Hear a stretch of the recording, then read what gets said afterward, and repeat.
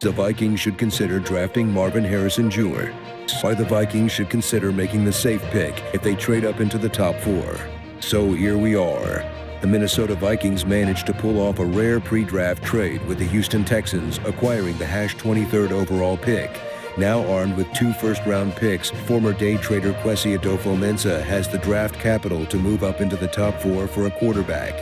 Word on the street is that the Vikings are targeting Drake May, who has ties to a certain Vikings QBS coach and would fit perfectly in Kevin O'Connell's offense.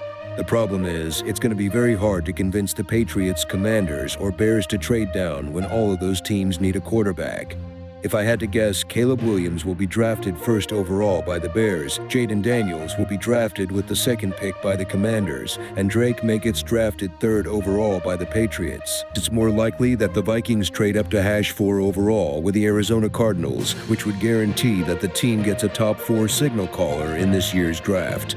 J.J. McCarthy is the consensus QB4 in this year's draft, but he's not in the same tier as Drake May, Caleb Williams, or Jaden Daniels. The 21-year-old Michigan quarterback is a tough player to evaluate. On one hand, he won a national championship operating in a pro-style offense and was consistently clutch in big moments throughout the season. However, he wasn't asked to do much in a run-first offense, and his arm strength and deep ball accuracy leave a lot to be desired. That doesn't mean McCarthy will be a bust, but I personally don't view him as the kind of quarterback who would be comfortable in a pass-happy Kevin O'Connell offense where he'll be asked to throw 30-plus times a game. If the Vikings don't absolutely love J.J. McCarthy, then they should consider drafting Marvin Harrison Jr. with the 4th overall pick. Selecting a wide receiver would be considered overkill in an offense that already has 2 young receivers in Justin Jefferson and Jordan Addison, but Marvin Harrison Jr.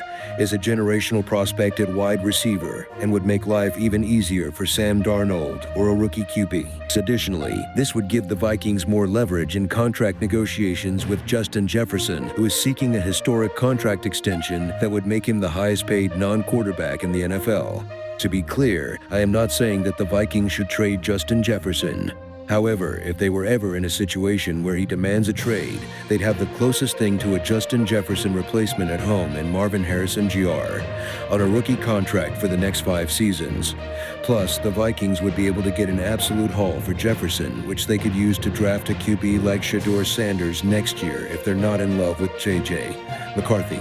The Vikings can simply extend Jefferson, and they'd have arguably the best group of skill players on offense in the entire league with Justin Jefferson, Jordan Addison, Marvin Harrison Jr., T.J. Hawkinson, and Aaron Jones.